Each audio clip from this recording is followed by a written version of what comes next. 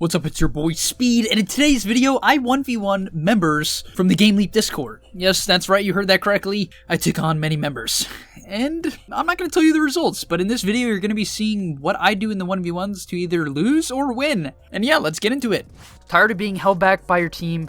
At gameleap.com, we have pro guides covering some of the best heroes in the game to solo carry your ranked games, as well as a course specifically covering the mid lane role. Hit the discount link in the description below to steal the secrets of pros and start your climb today. So the first thing we should look into is items in particular. You notice I have my branch set to my V key and my tango set to my C, and that's not necessarily what's important, but what I want to say is I do this every single game. Every single game I have my items if I'm playing mid in the same spot. I have my branch in the V, tango in the C, and this allows me to do it very, very quickly, so it's super useful. And this current player that we're looking at is a 3k MMR player, so each video I'll be telling you their general rank. I don't have it for all of them, but I will for the ones that I do. Regardless, this player's 3k, and what ends up happening is I think I get up to a good start, and I'm a lot more confident with my spells, and I think that's the main reason why I end up winning this one so hard. You notice some pretty good last hitting, and the reason why I was making this video was I called out everyone in a previous video saying I would beat the majority of you just based on the premise of last hitting. And for a lot of the 1v1s, that happened to be true, guys. So just putting it out there, yes, 1v1ing and making sure you're good at last hitting is a great way to learn, and last hitting in general is super, super important. As you notice, I hit this fat triple raise on him as he accidentally got into melee range. Bit of a mistake from him. And then instantly I'm going to purchase up some mangoes, and I'm back. And now I can pressure him with some raises. Now I'm out of mana, so I can't kill him, but regardless, I'm just putting a lot of pressure and making him understand that I am going to kill him eventually. In addition, you notice at this point, I am already 8-4, which is a very, very good start for a minute and 43. And yeah, guys, like, I don't always have too much to say. It's just one of those things where sometimes you have to be able to beat someone based on a simple mechanic that happens to exist in Dota. Now here you're going to notice I'm kind of looking for a raise, especially a close raise, and that's exactly what happens, right? And we pick up the kill, right? Why did that work out? It's very simple. I harassed him previously. He salved, which is the correct play. Good thing he had a salve, or else he really would have lost even harder. But my triple raise from earlier, which I looked for and connected with, allowed me to put him to the point where even a next triple raise would kill him. So yeah, it's some good last hitting to start off the game. I hit level 3 before he did. I used the advantage in my mangoes that I shipped out to get the kill, and that's why little things come into play and win you Dota. Next up, we have a player that is actually rank 174.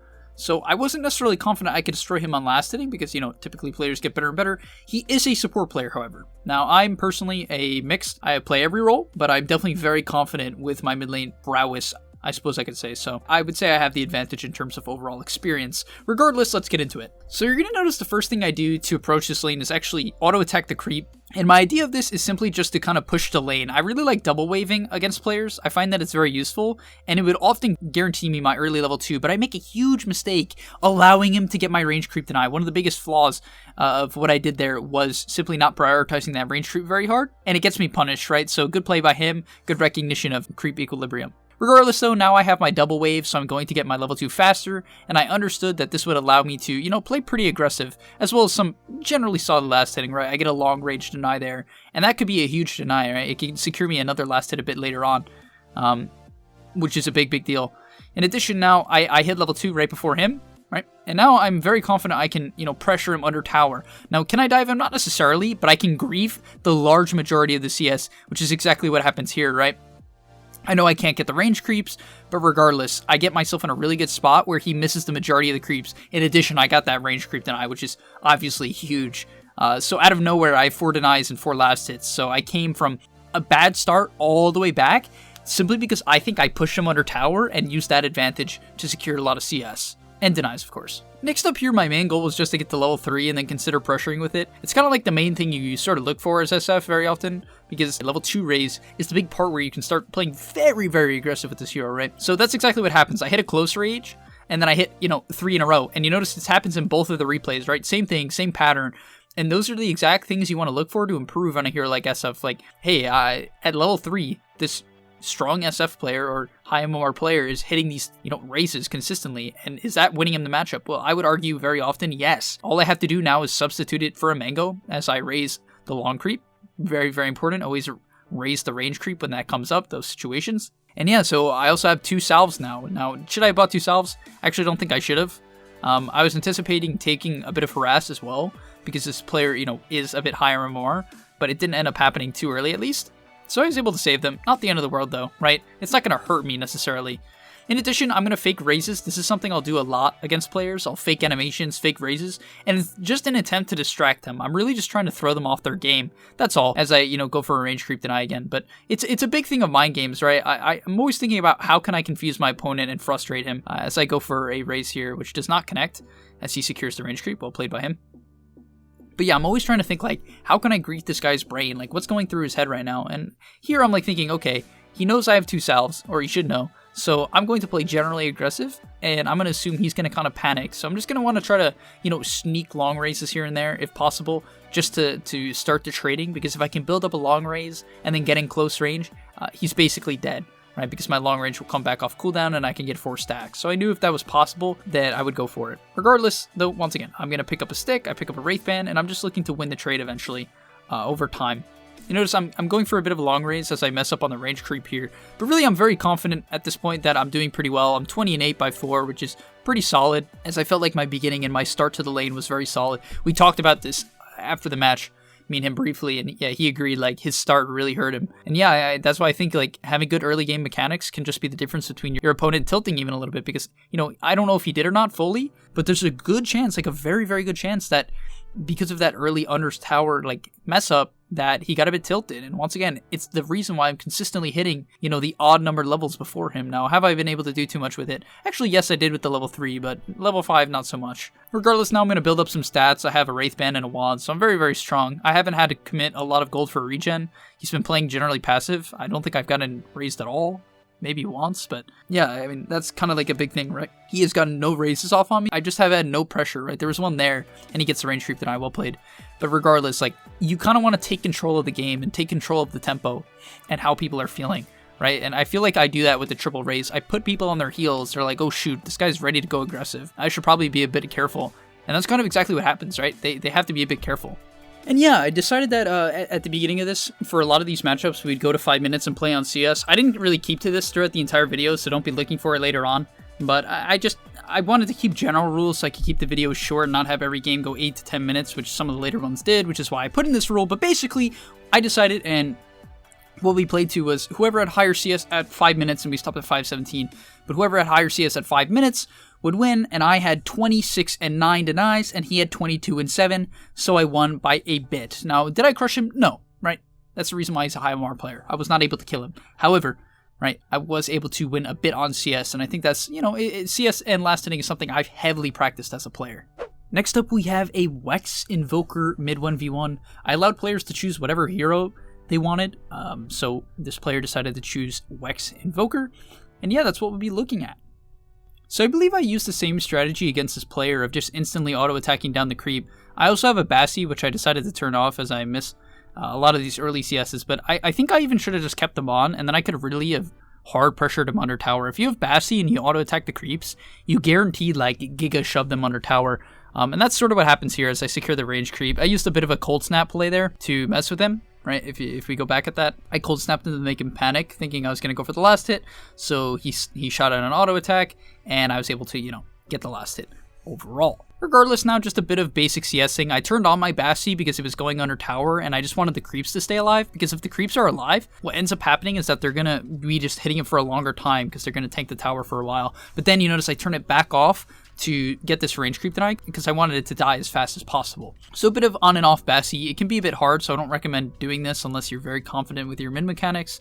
And in addition, I feel like that was also a pretty good start. I don't know what a CS was at this point, as I just recorded these and I can't look at the numbers. But very often, if you shove people under tower, it does a lot of damage to them. Here, he goes for a trade, but he makes a mistake where I eat a tango and he doesn't. And he trades within 2 creeps, meaning that he's trading 2 creeps, I'm trading only 1 hitting me. And I had a tango going towards the end of it, so it's just a favorable trade for me, right? He even has to salve now, which is a pretty early salve. Not that that's always a bad thing, but he does salve, and I'm able to just basically passive regen all of it back as he stands sort of in between the creep wave here, which is a bit weird. I maybe could have hit him a bit more, but I was more focused on securing creeps. Regardless, now I'm going to secure creeps. He is making a massive mistake here of not pressuring the denies. He is pressuring the CS, I mean me, instead of the denies, and that's a mistake. I decided to try a go on him here because I thought the creeps would die earlier and I could make him tank the tower. Didn't happen, so Pretty awful tornado and cold snap there. Regardless, I just want to talk about that point again.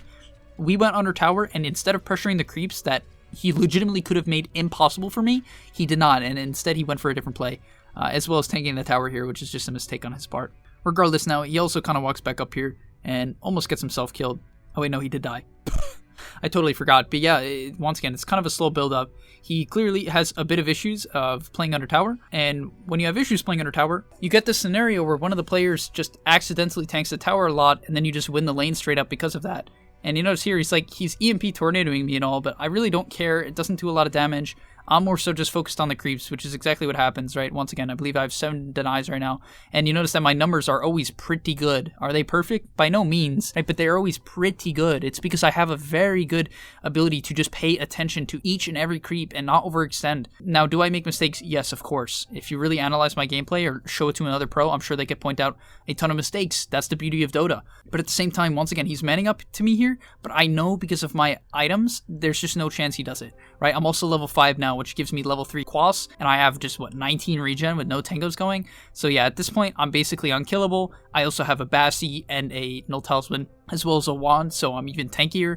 Yeah, so I was pretty convinced there was basically no way I could die in this lane unless I tanked the tower. So yeah, I was just, basically, that was the only thing I was focusing on. I'm just not gonna do anything too ridiculous unless it seems good enough, which I believe does happen here, as I hit a tornado because he was going for the last creep in the wave. It's a big thing I like to look to punish for, right?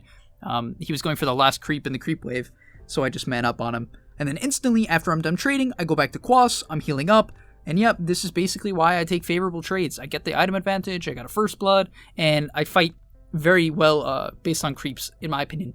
And that's not a flex, it's just me trying to show it to you guys, what's important to consistently win these matchups, because this player was also 3.1k MMR. So if you're around there, you have to understand, you can win the lane, right? Because I'm winning the lane. I get first blood, I'm going very aggressive here. He manned up on me hard, but I felt like he wasn't in a position to do so. I should have tornadoed a lot earlier to get rid of a lot of the cold snap duration that was messing with me. But regardless, I forced out a lot of his mana, and I had my wave going under tower, so you notice my Bassi is on. And as a result, I see him very low. I have creeps under tower, so I won't tank as much. As a result, right, I know I won't tank the tower right away, so I have no problem diving. And that's very important. It's the reason why Bassi can be so good on certain heroes. It gives you the ability to dive and pressure. I do get juked here. Giga juked, but it doesn't really matter, right? Now I have a wave going under tower, and I turn my Bassi back on, which allows me to once again keep this card alive, pressure the tower, and simply deny his creeps, right? At this point, I'm just griefing him very hard in terms of creeps. And yeah, now I'm, 13 and 23?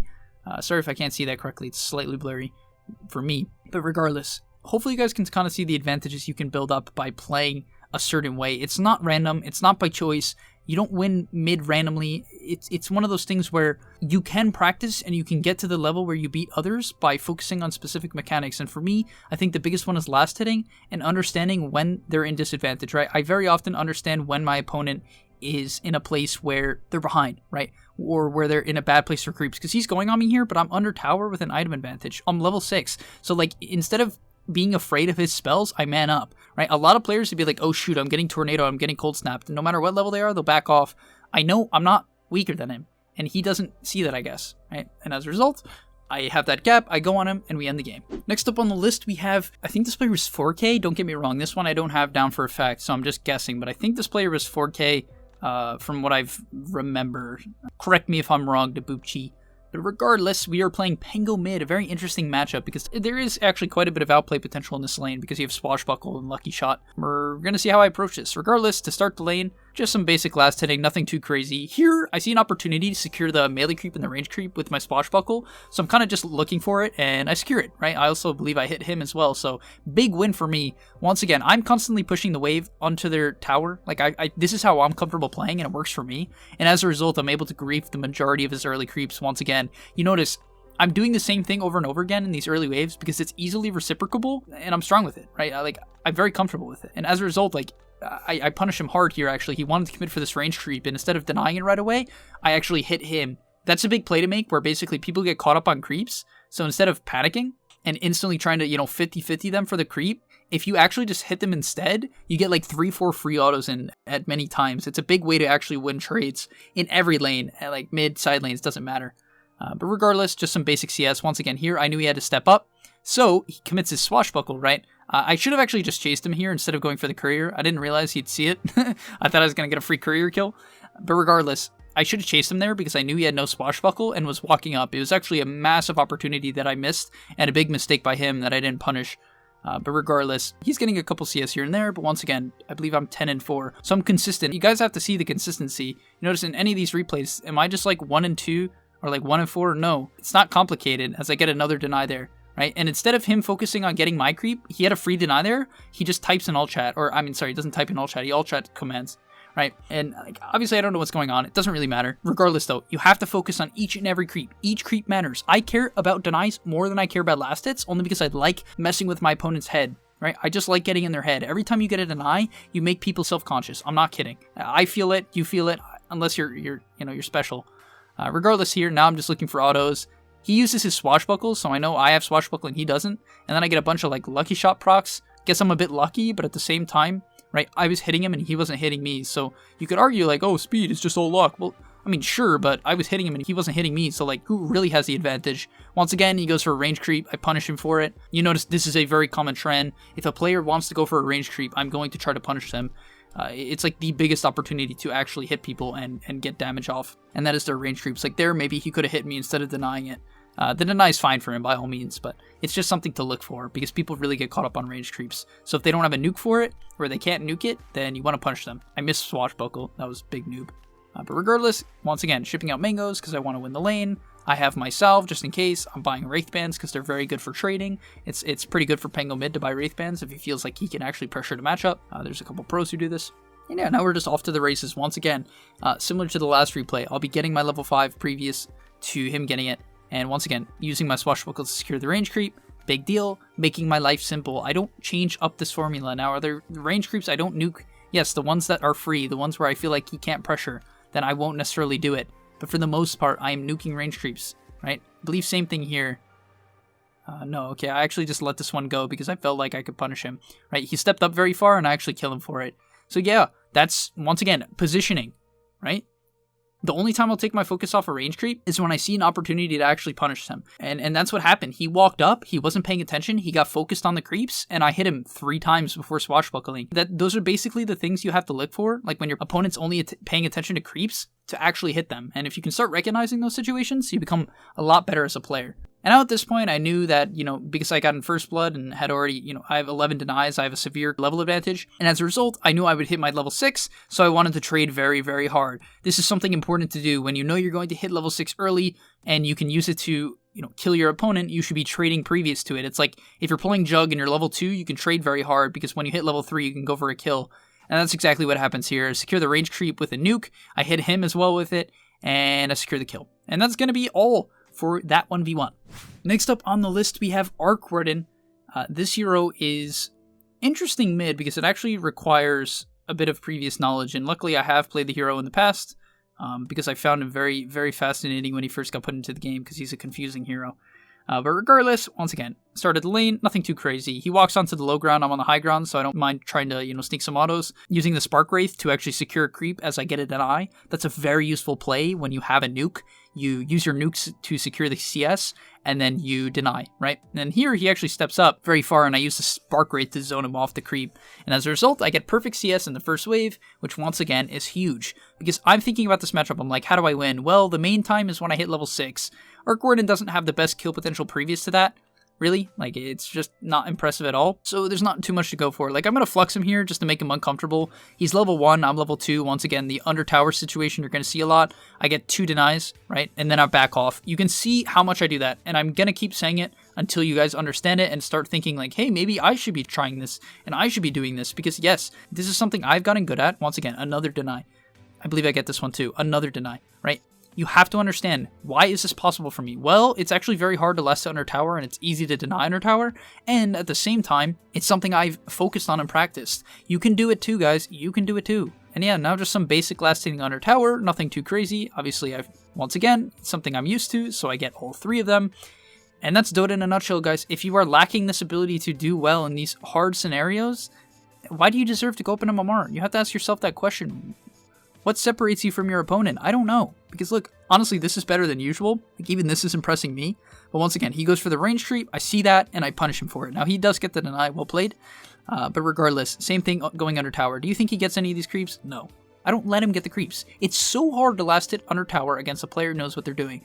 So try to see that, right? Now, same thing here. You can see me consistently faking my auto attack animation on the Arc Warden, because this is very important to psych people out. I already know I'm doing well, and I just want to, like, I don't know if the right term is assert dominance, but I just want to show that I'm, like, you know, ready to pounce on him whenever. Kind of, once again, shifting his focus, because already I understand that I'm in a position to be confident, right? I don't actually know the MMR of this player. I think it's around 3k if I had to guess, but don't know for sure. Of course, I'm going to be confident. It's going to be hard for him to be confident, but there's a reason why I got there, right? I was able to be confident even in solo queue when the players were better than me, just because I had watched replays, I watched pro matches, and I'm like, hey, I can do that. And then I find this scenario where he went off the creep wave very far, and I used that opportunity to punish him very, very hard, right? He goes over here, and I'm like, okay, free flux, because he went off the creep wave. I hit him with a bunch of spark rates. He doesn't end up dying, but obviously a ton of good harass, and then I go back to denying his creeps. So yeah, I don't know how many CS he has, but it's not a lot. I can tell you that for sure, right? It's probably less than 7.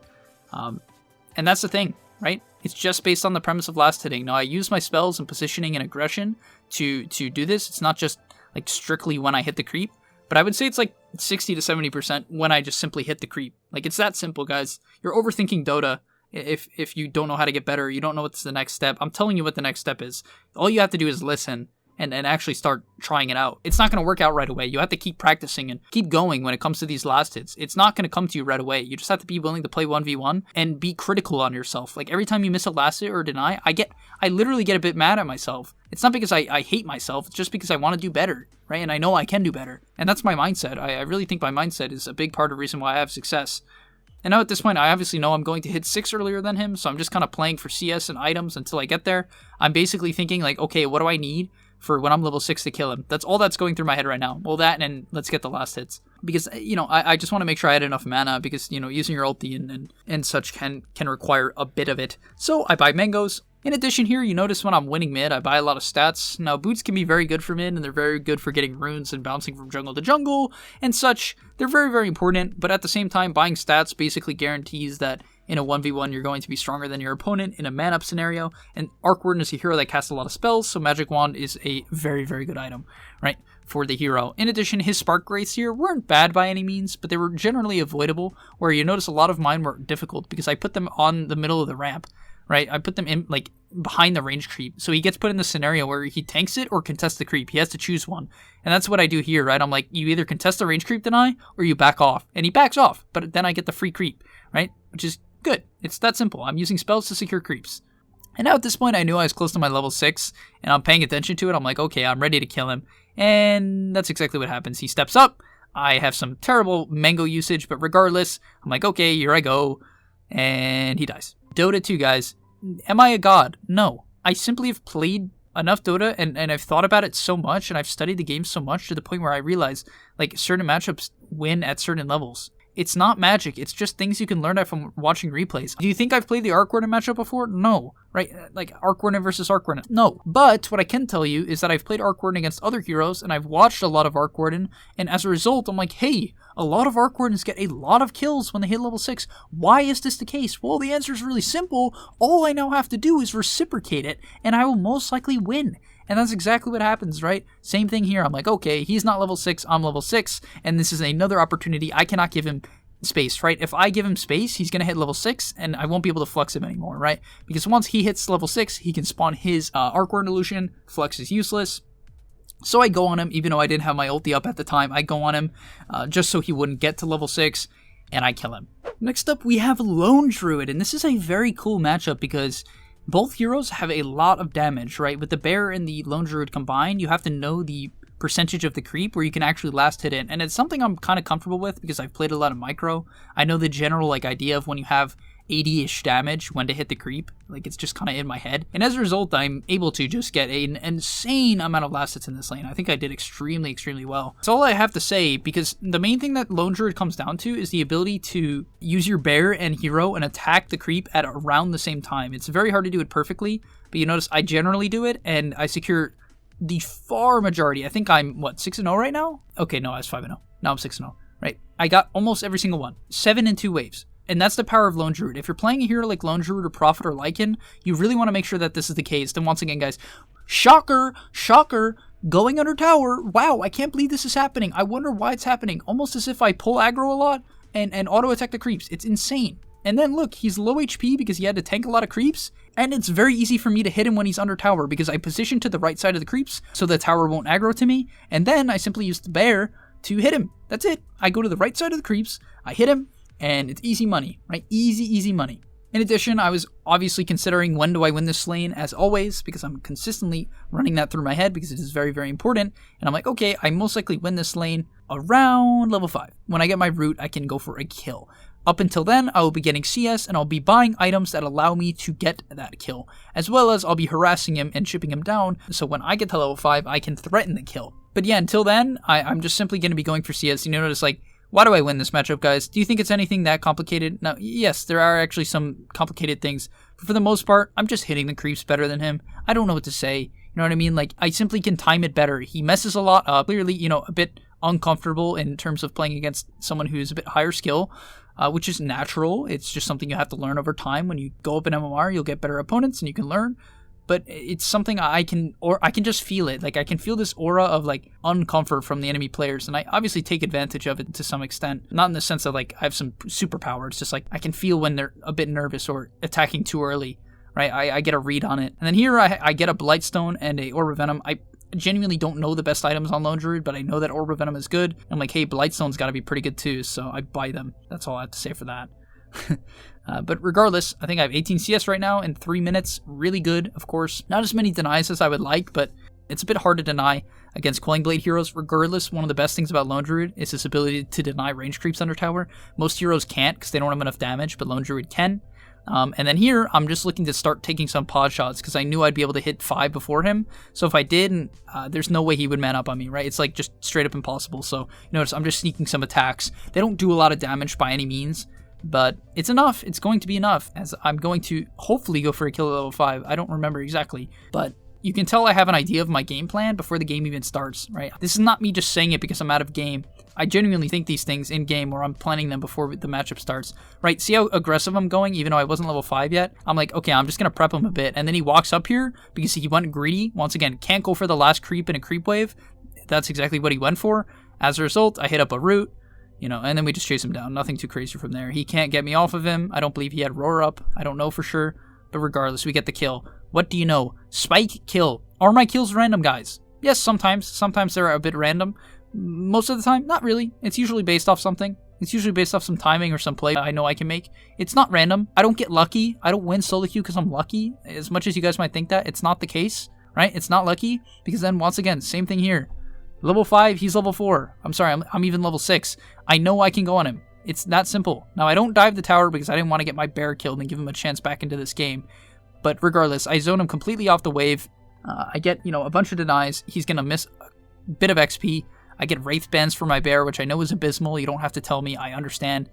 But regardless, all now I have to do is once again go on him. I used my level 5 advantage to drop him to around half HP. All I had to do was resummon bear and get aggressive, and that's exactly what I do. All I had to do at this point was wait for him to go for a creep and use that distraction, which is what happens here, to go on him. And yeah, he gets the fear off, so I'm not able to actually get the kill right then and there, but you will notice it does come up briefly as the same thing happens. He gets distracted on a creep. I use that period of distraction, which happens with 99% of players. Actually, I should basically say 100%, and I get the kill. Dota 2. And last but certainly not least, we have a Monkey King player who's actually level 20 Monkey King. I'm also very comfortable on Monkey King myself. I've played quite a few matches on the hero. I believe I reached level 8 on my main, which is actually relatively high because I'm not much of a hero spammer. But the main reason, and we talked about this, I think the matchup went well for me, was me taking Boundless level 1. Once again, I auto-attacked the creep to start because I wanted to force him under tower, immediately get a creep advantage, so if he manned up, he would take more creep damage than me. And with this Boundless strike, I can aggro and secure the range creep. And what? He can't do it because he took Jingu, right? And because he took Jingu, he can't secure the range creep. I get a deny, and I'm off to a good start. I actually make a mistake here. I was trying to make him walk under tower. That was my goal, but I walk way too close. And he gets Jingu, but honestly, level 1 Jingu is not even that threatening. I have so many more creeps than him that even if he mans up on me, due to the fact that I have like this many more creeps, it's barely anything useful, right? He walks onto my high ground, I'm like, hey man, honestly, that was a mistake. He didn't hit me, he just walked up to me. And so I used that opportunity to obviously punish him. I get Jingu myself. And now, look, the tables have turned. Can you believe this, guys? Can you believe this, that I used the same strategy every single game? Was this all conscious? Not really. Some games it was, but a lot of games it's just like, I'm gonna... Oh god, I remember this. I killed the courier. But, like, you see how you can learn certain strategies and use them over and over again? This applies to any game. Like, patterns are useful. I hate people who think that, like, you have to figure out a new way to outplay your opponents every single game. It's just so unrealistic. And just silly. It's just silly. And that's what happens here. I'm able to zone him off an entire, like, 2 creeps. So, of course, now I'm going to hit level 3 before him. And level 3 is the major Monkey King spike for all you non-Monkey King players. And yeah, as a result, of course I'm now going to have a better time in lane. Now, are there some outplays that come into play? Yes. In fact, I even think his mechanical skill on Monkey King in particular is better than mine, because I don't think I used, like, Jingu dodge at all this lane, because I'm just not comfortable enough on the hero to do it. Like, which is why you have to spam heroes. But at the same time, my overall mechanics are just good enough to the point where I can still beat him in lane, right? Like, that's the thing about Dota. He might be better at Monkey King, and as I get denied twice there, well played by him. A bit of a misplay from me, not securing them. But regardless, like, things just apply in Dota, right? I buy a bunch of mangoes in a lot of the 1v1s. I do this in real games too, so don't try to, like, Speed, you're just playing by 1v1 rules. This isn't actually, like, a real game. No, I play these like I played a real game. The only thing I maybe do here that's a bit drastic is I buy 4 Wraith Bands. And the only thing I would critique that with is, like, maybe I could buy Treads instead. But regardless here, I knew I used a fake back strat. I actually totally messed up. But regardless, I knew once I got Jingu, I could turn it around after his boundless. And yeah, now I'm obviously in advantage due to my level advantage and the fact that I had extra HP earlier on. Regardless, I'm just kind of waiting out the rest of his Jingu here. And then once again, I'm just looking for pod shots at this point. He gets a good hit back on me there because he understands the matchup. You know, you have to kind of get Jingu here and there. And then once again, I salve up because I wanted to go aggressive. Even though I wasn't missing that much HP, I can now, you know, obviously go very aggressive. And I wanted to go for a bit of a Jingu here, but I'm not going to dive the tower. Monkey King's a super low armor hero, and he has a stun, so I could get caught out in a really bad spot.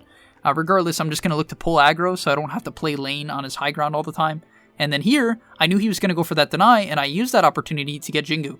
He goes for 1 creep, guys, and I get full Jingu off of it. Do you see the power of playing around creeps? Do you understand how people get distracted based on creeps? And do you see how abusable it is? Do you understand now? Hopefully this points it out. If you don't get it at this point, you're done for. Because I feel like I've made it unbelievably clear, and it's the major point of trading in every lane, including side lanes. Even as a support, this works. If you stun someone when they're distracted, your teammates will be able to collapse much faster and much harder, right? Much.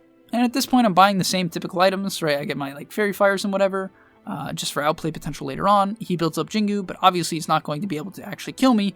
Once again, I do not overcommit because I understand he is low HP now. He's low HP. He's going to have to commit even more regen and even more gold. And because I'm outplaying him, obviously to some extent, he has to spend more gold than me on regen, and as a result, I can spend more gold on Wraith Bands, right? And Wraith Bands are going to win me trades later on. Now, regen is the first thing you have to do. It's the most important thing. But regardless, things like Wraith Bands are fantastic. In fact, I even buy 2 extra slippers here, and this is me just, like, making the judgment call of, hey, Monkey King versus Monkey King, how do I win this? Well, I need more attack speed, right? I just genuinely need more attack speed to win a matchup.